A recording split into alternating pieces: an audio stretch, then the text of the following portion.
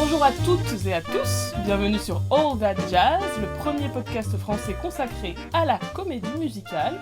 On s'appelle toujours Anna et Fanny, et on va déjà vous annoncer la date de notre première All That Jazz Cinéma Club de cette rentrée. Enfin, on a fin octobre, mais bon, c'est la rentrée du All That Jazz Cinéma Club.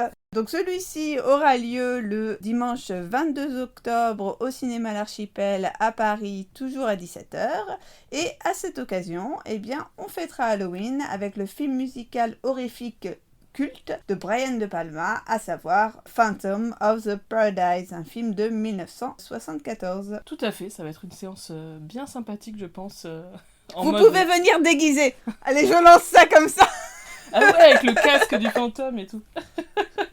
Alors, commençons par présenter le réalisateur de ce film. Il s'agit de Brian De Palma, un grand cinéaste états-unien qui a émergé à la fin des années 60, au début de la période qu'on appelle du Nouvel Hollywood, c'est-à-dire un mouvement qui s'inscrit en rupture avec le système des studios qui est moribond à cette époque, avec les réalisateurs comme Spielberg, Scorsese, Coppola, George Lucas, etc., qui vont en quelque sorte prendre le pouvoir sur la production des films et imposer, en tout cas pour certains d'entre eux, des thèmes plus provocateurs.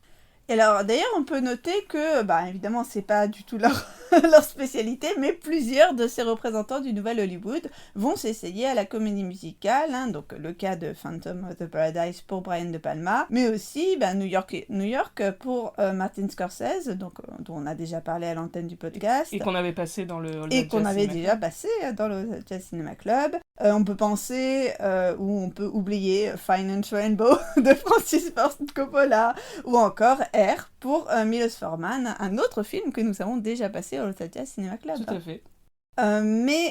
Pour tous ces réalisateurs, cette démarche de se confronter à la comédie musicale, ça reste vraiment mineur, ça reste exceptionnel. Ils en font absolument pas une spécialité. D'ailleurs, pour beaucoup de choses en lien avec cette comédie musicale finalement tardive des années 70, je peux vous conseiller le remarquable mémoire de notre amie Isabelle Calma qui avait consacré son travail à ce thème de la comédie musicale post-classique.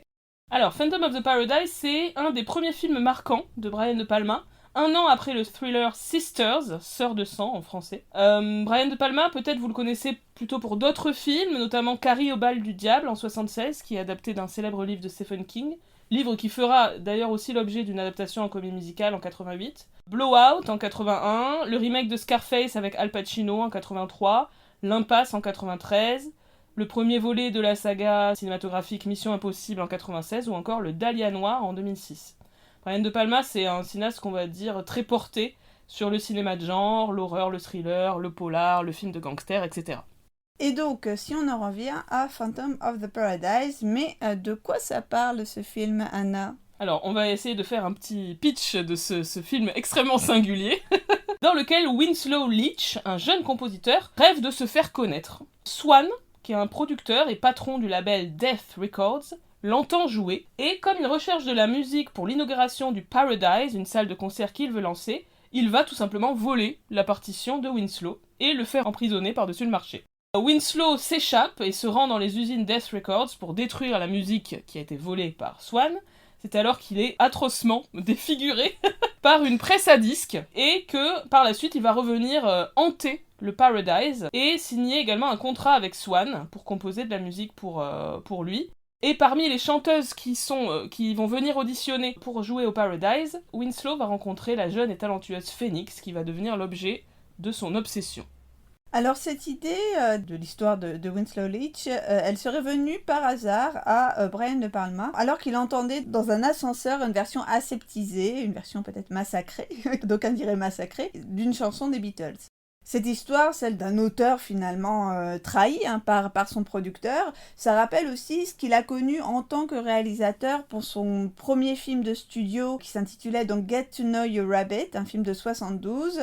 Et pendant le tournage de ce film, il va pas du tout s'entendre avec le producteur et finalement c'est le studio Warner Brothers qui va remonter totalement le film sans lui demander son avis et alors qu'il a été congédié par le studio.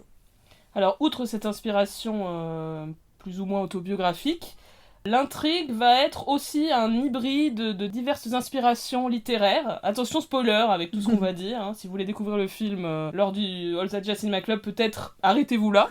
On a déjà raconté l'intrigue quand même. Oui, mais tu remarqueras que je me suis arrêtée, j'ai pas raconté ce qui se passait après dans la deuxième partie, où ça part un peu dans tous les sens. Donc l'intrigue va être un hybride qui mêle notamment le fantôme de l'opéra, comme le titre l'indique, donc le livre de Gaston Leroux, et aussi le film américain de 1925, donc avec ce personnage défiguré qui hante une salle de spectacle. Les fans de la comédie musicale de Andrew Lloyd Webber, évidemment, reconnaîtront les proximités dans le récit, avec le fait que Phoenix est par exemple l'équivalent du personnage de Christine.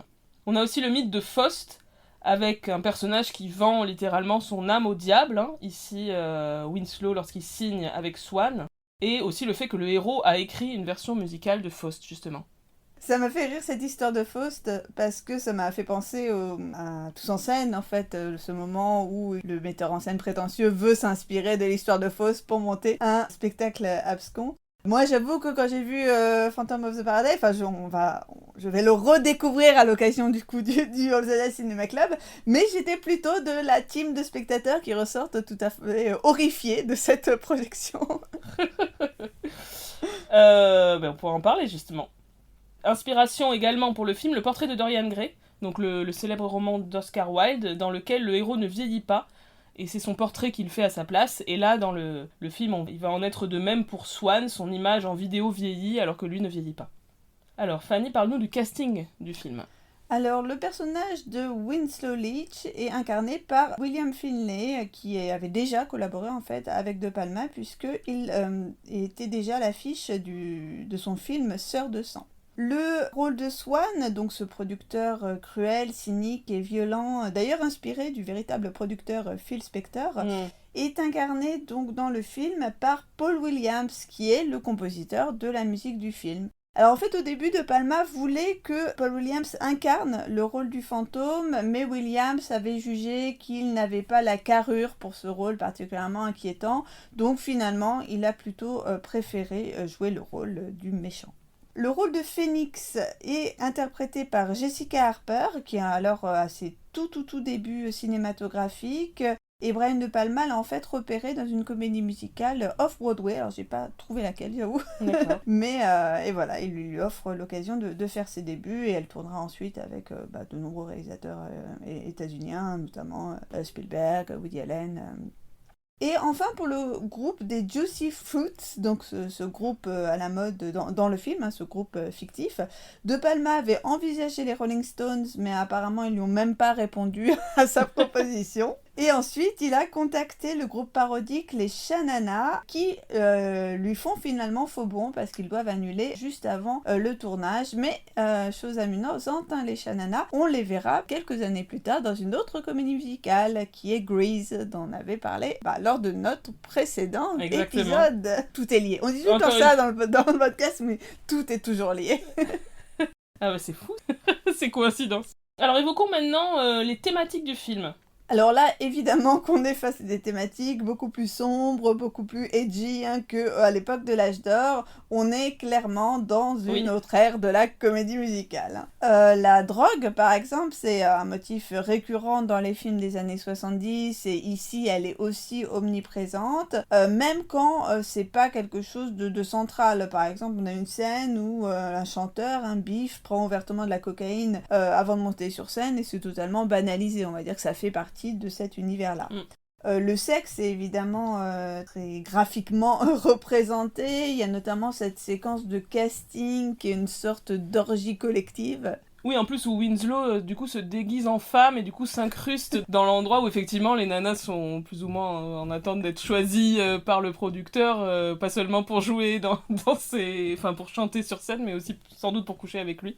Et on a aussi une violence omniprésente, gratuite et presque insoutenable. Donc l'arrachage de dents de Winslow en prison, le fait qu'il se fasse écraser la moitié du visage dans une presse à disques. Bon, on est sur des trucs extrêmement graphiques et presque grotesques, tellement c'est énorme. La séquence de torture, elle m'a un peu fait penser à Orange Mécanique, donc de 71, de Kubrick, ou encore aussi à Marathon Man de Schlesinger de 76, avec ce docteur là particulièrement inquiétant, qui dit c'est sans danger, ça m'avait marqué. Bref, on est totalement dans cet Hollywood hyper dark des années 70. Et alors, il y a une autre thématique qui est abordée, qui, elle, en un sens un peu plus proche de ce qui pouvait se faire dans l'âge d'or hollywoodien, c'est le backstage, hein, le fameux backstage dont on parle très souvent dans le podcast, avec ce commentaire tout au long du film sur l'industrie musicale, hein, ses coulisses, etc., avec une dimension évidemment satirique, où l'industrie est présentée comme totalement cupide et ultra violente envers les artistes. Moi, j'aime bien la scène du début du film quand Winslow revient très naïvement à la maison de production parce qu'on lui a dit qu'on allait le rappeler. La secrétaire elle vérifie vite fait son nom dans les fichiers. Là, elle ouvre un tiroir et il y a le nom de plein d'artistes, dont celui de Winslow. Et il y a écrit en gros sur son dossier quelque chose comme envoyé bouler, enfin never to be seen again. Et après, on le voit qui se fait littéralement jeter Oui. de la maison. Vraiment, la violence de l'industrie musicale est très explicitement montrée. Bon, évidemment, très symboliquement, cette histoire de personnages défigurés par une presse à disques, donc défigurés par l'industrie elle-même. Hein. Voilà, tout est très dans ce goût-là. Le label de Swan qui s'appelle Death Records. Oui, d'ailleurs, j'ai appris à l'occasion du Festival du film subversif de Metz, à l'occasion duquel d'ailleurs le film avait été projeté, que le label devait s'appeler Swan Song, donc le chant du cygne, mais qu'il avait dû être renommé Death Records pour des raisons de droit, parce qu'en fait Swan Song Records, c'était un label qui existait vraiment. Je crois que c'était le label de Led Zeppelin. Ouais, et donc le logo Swan Song est effacé de la pellicule, déjà impressionné, et en fait on voit quand même à l'écran que c'est assez grossièrement fait, hein, ces incrustations pour cacher l'ancien nom. Et d'ailleurs, je crois qu'il y a même des plans qui ont dû être retirés parce que c'était pas possible de cacher. Enfin, il y a pas mal de trucs qui ont été modifiés. Ah, c'est fou, je savais pas du tout. En revoyant le film, j'essaierai de faire attention. Ouais, ça doit être dans des bonus parce qu'ils avaient même diffusé des trucs, tu vois, des avant-après. Intéressant.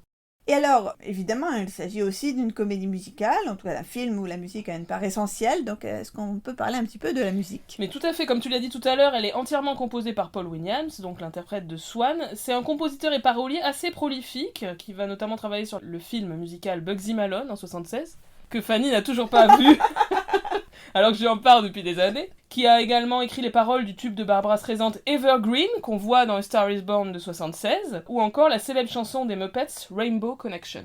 Et alors dans les fun facts, Paul Williams prête sa voix à William Finlay lorsque le personnage du fantôme chante. Et donc on a cette scène où Paul Williams, il écoute Finlay qui chante, Swan écoute le fantôme qui chante, et il juge la qualité de sa propre voix, parce qu'il dit « Ah oui, là c'est bien, là il a juste des trucs ». Bon, c'est rigolo, parce que en vrai c'est sa voix qu'on entend. Le côté méta, ça m'a un peu fait penser à ces histoires de chantons sous la pluie, où celle qui a l'air d'être doublée, et en fait chante avec sa vraie voix, enfin bref. Ah, c'est génial, je savais pas non plus. Et cette bande-son de Phantom of the Paradise, c'est vraiment un pot-pourri de différents styles musicaux. On a d'abord le rockabilly des Juicy Fruits, donc ce fameux groupe fictif qui est à la mode dans le film. Ouais, une chanson très chouette dans un style qui évoque plus une ambiance à la Grease, je trouve, que le rock des années 70. Mais ensuite, ça évolue justement. Oui, parce qu'ensuite, on va passer à la soft music des Beach Bums. Et en fait, les Beach Bums, c'est les mêmes que les Juicy Fruits. Il y a une blague récurrente comme ça, que le groupe se convertit à un autre style au fil des changements de mode. Donc les Beach Bums, comme son nom l'indique, chanson évidemment dans un style Beach Boys, première partie de carrière des Beach Boys. Et du coup, ils reprennent un morceau écrit par Winslow, par le fantôme, mais complètement réadapté. Là aussi, il y a évidemment un commentaire sur l'aspect superficiel de l'industrie musicale, à l'opposé de l'authenticité et de l'intégrité de Winslow. Oui, parce que les Beach Bums, ils ne font que surfer, haha, c'est what I did, sur les tendances. Alors que Winslow, depuis le début, il a vraiment une idée très précise de sa musique, de comment elle doit être interprétée. En somme, que lui, c'est véritablement un auteur. On est aussi toujours sur cette question-là. Autre style qui est abordé, la pop, tout simplement, avec notamment la chanson de l'audition de Phoenix, Special to Me, que j'aime vraiment beaucoup. À la fois la chanson et la scène aussi, qui je trouve est très bien filmée, et on comprend pourquoi Phoenix séduit par son talent à ce moment-là. On a aussi du heavy metal, interprété par le groupe The Undead. Bon, toujours le même groupe, qui Oui. cette fois a changé de nom et pris un style proche de celui du groupe Kiss. Ouais. Effectivement, les visages des musiciens là, peints en noir et blanc, ça fait très Kiss. Également un petit peu Alice Cooper, enfin ce genre de groupe des années 70. Pour le coup, on est dans une musique absolument typique de cette période. C'est ce qu'on appelle le glam rock, avec quelque chose de camp aussi dans les costumes et dans le style du chanteur. Et enfin, on a le rock mélodique interprété par Winslow Lee. Ouais, qu'on entend tout au long du film, mais notamment dans la très belle ballade mélancolique Old Souls qui apparaît vers la fin du film. Alors, quelques mots sur le style de ce film. En termes génériques, là aussi, c'est un grand mélange de plusieurs choses très différentes, puisqu'on a des éléments d'horreur, de comédie, de fantastique, et bien sûr aussi de comédie musicale. Une des particularités du film, c'est le soin apporté à la mise en scène et au montage. Oui, alors notamment avec l'utilisation du plan séquence, qui est vraiment, on va dire, la figure de style maîtresse dans ce film, de manière générale dans le cinéma de De Palma, de différentes manières. Vers le début du film, on a un long plan fixe sur le sbire de Swan qui lui parle sans qu'on voit Swan, on voit juste les mains de Swan en fait. Et donc c'est quelque chose qui va retarder l'apparition de ce personnage terrifiant de Swan qu'on ne voit qu'à peu près autour de 20 minutes de film. Oui, ben moi du coup au début je pensais que le fantôme du titre c'était Swan, c'était pour ça qu'il était particulièrement terrifiant. On a également par exemple un travelling circulaire autour de Winslow, la première fois qu'on l'entend. La caméra tourne autour de lui au piano, c'est assez beau. Autre utilisation du plan séquence, la caméra subjective du point de vue de Winslow. Au moment où celui-ci revient au Paradise après avoir été défiguré, il monte les escaliers, il se rend dans les loges. Et du coup, évidemment, par ce trick de la caméra subjective, à ce moment-là, on voit pas son visage et on le voit saisir des accessoires pour se créer ce nouveau look de fantôme. Donc il va se mettre, il va trouver le fameux masque qu'il va se mettre sur le visage. Et là aussi, c'est une manière de retarder l'apparition de Winslow transformé en fantôme. De manière générale, dans le film, le plan séquence favorise une immersion, je trouve, dans l'univers de ce récit, et est très très appréciable, notamment dans les numéros musicaux, qui, du coup, sont très efficaces dans le fait de ne pas être juste un prétexte, mais de vraiment nous investir émotionnellement et de faire avancer l'histoire. Donc on voit bien ici que même si on n'est plus dans la période hollywoodienne classique, on n'est non plus pas encore dans l'esthétique clip avec le montage très très rapide qui va caractériser la période suivante. Ici, les numéros sont encore filmés dans toute leur intégrité. Prend le temps aussi d'admirer les performances scéniques et vocales des personnages. On va le dire un peu plus tard, mais De Palma, bon évidemment c'est un réalisateur de Nouvelle Hollywood, mais il reste très influencé par les cinéastes de l'âge d'or en fait, donc c'est logique. Autre trait marquant de la mise en scène de ce film, c'est l'utilisation de très nombreux split screen, donc ces plans où l'écran est séparé en deux. Alors il y a un moment assez célèbre du film et que je trouve extrêmement prenant. On a dans l'image de gauche Winslow qui met une bombe à l'arrière d'une petite voiture. La petite voiture ensuite se déplace dans les coulisses du Paradise. Et dans l'image de droite, on a un groupe qui chante une chanson de surf rock, donc sur une scène. Et on a donc, en quelque sorte, dans l'image, en même temps, le stage et le backstage. Et dans chaque partie de l'écran, évidemment, on a un plan séquence. Et tout se déroule comme en direct. Et on a un véritable suspense. Ça dure 2 minutes 30 à peu près, cette scène en split screen. Et on se demande quand est-ce que la bombe va exploser et quelles conséquences ça va avoir. Ça, pour le coup, ça fait aussi très Hitchcock. Oui. Cette maîtrise du suspense, le fait de montrer une bombe, que le spectateur sait qu'il y a une bombe, mais tout le truc, c'est comment ça va exploser. C'est la définition du suspense de Hitchcock, ouais, quoi, c'est vraiment. ça, ouais.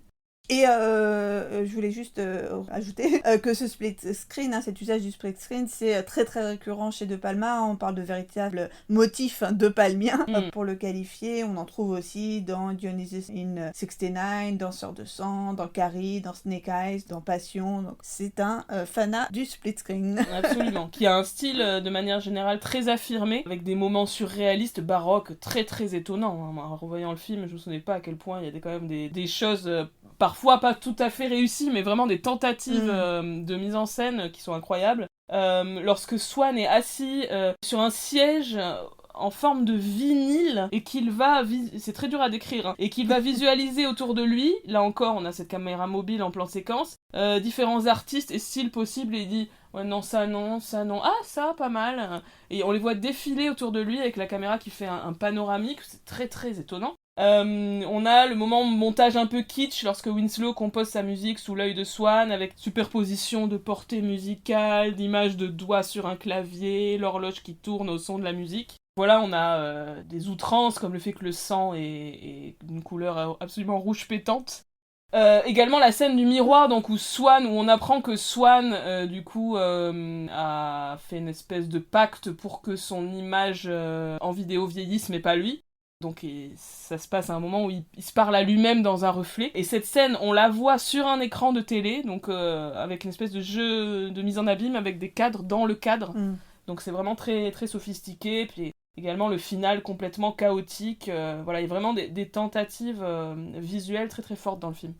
Et c'est aussi un film qui non seulement comporte de nombreuses références, mais aussi vire parfois du côté de la parodie. Et ça, c'est aussi constitutif du style de De Palma. Alors, outre les références littéraires dont on a parlé au début, il y a aussi plusieurs références très explicites à de grands réalisateurs états-uniens. La fameuse scène du split screen dont on vient de parler avec la bombe. Bon, évidemment, c'est Hitchcockien, comme tu le disais, mais ça fait aussi écho à la première scène de La soif du mal, le classique d'Orson Welles. On a un enfant qui essaie d'entrer dans la pièce. On a presque fini. Donc ça fait écho à la première scène de La soif du mal d'Orson Welles, où une bombe justement est placée de la même manière dans une voiture au tout début, et du coup on se demande quand est-ce qu'elle va exploser et qu'est-ce qui va se passer, quoi. Également la scène où Winslow va menacer Biff dans sa douche, c'est évidemment une référence à la célébrissime scène de la douche dans Psychose de Hitchcock, sur un mode évidemment over the top, complètement exagéré, complètement humoristique, notamment il lui met une ventouse sur la bouche. Le moment aussi où on a un canon de fusil qui vise Phoenix lors du spectacle final, ça peut aussi évoquer la scène du Royal Albert Hall dans L'homme qui en savait trop de Hitchcock. Oui, Hitchcock est une des grandes références de De Palma, il l'a cité à de nombreuses reprises dans toute sa carrière. Et d'ailleurs, la scène de la douche de Psychose avait déjà été citée dans Sœurs de Jean. Alors quelques mots maintenant sur la réception du film. Oui, ça a été, on va le dire, un échec public et critique assez important à l'époque. Oui, le public américain n'a pas été séduit. Le film génère péniblement $250 000 pour sa première exploitation américaine. On est très loin de rembourser le budget de production, qui était un budget pourtant relativement modique. On peut citer quelques critiques, par exemple Rex Reed dans le Daily News parle d'une terrible parodie rock'n'roll du fantôme de l'opéra réalisée sans style ni cohérence sur une très mauvaise musique. Ou encore Vincent Canby du New York Times évoque un genre d'humour désastreux qu'on trouve sur les autocollants de voitures et les sous-verts à cocktail. J'aime beaucoup cette citation. C'est drôle. En France, l'accueil est quand même plutôt pas mal. Le film va franchir le cap du million d'entrées et remporter quelques critiques élogieuses. Par exemple, Sabatier, dans la saison cinématographique, évoque une œuvre constamment excessive, hors pair et qui laisse ébloui et anéanti. La revue Cinéaste est plus mitigée et ne parle que d'une réussite partielle. Le critique loue les prestations de Jessica Harper et de Gerrit Graham, donc l'acteur qui joue le rôle de Biff. Mais, je cite, les scènes faustiennes avec le fantôme sont mal exécutées et un peu confuses et ne parviennent donc à créer ni véritable horreur ni pathos. On verra ce que vous en pensez, voilà. Toujours le 22 octobre. Mais de manière générale, par contre, la musique est reconnue à peu près partout pour sa qualité. Le film a été nommé pour un Oscar pour la meilleure, je sais pas quelle est la traduction exacte, mais bon, en gros la meilleure musique, donc en 75, et aussi nommé pour un Golden Globe pour la meilleure partition musicale.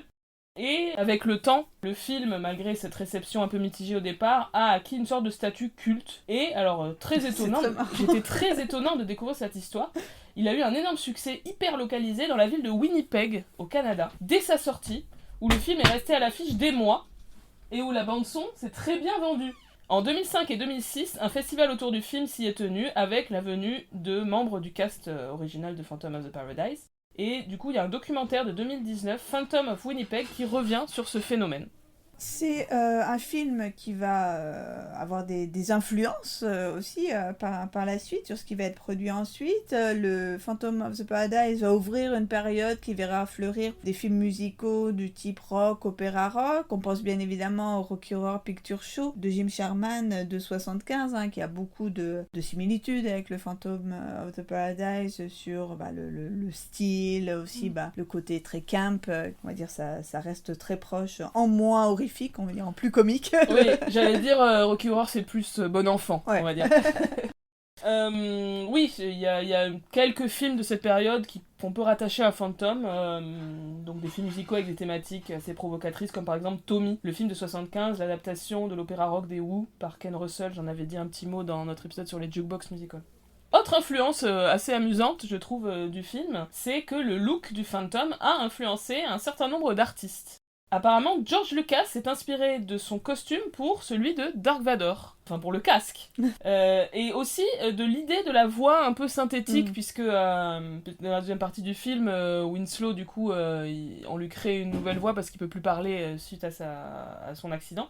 George Lucas était un ami de De Palma, évidemment, c'était un peu la même bande, et il était sur le tournage de Phantom of the Paradise, donc c'est évident qu'il y a une influence notable. Et autres artistes assez connus qui ont été influencés par ce film, c'est Thomas Bangalter et Guy Manuel de Homem Christo, que vous connaissez sûrement plus sur le nom de Daft Punk, c'est les 2 membres de Daft Punk. Ils se sont connus au lycée à Paris, et ils ont vu ensemble Phantom of the Paradise de nombreuses fois. Apparemment, plus de 20 fois ont-ils déclaré au New York Times.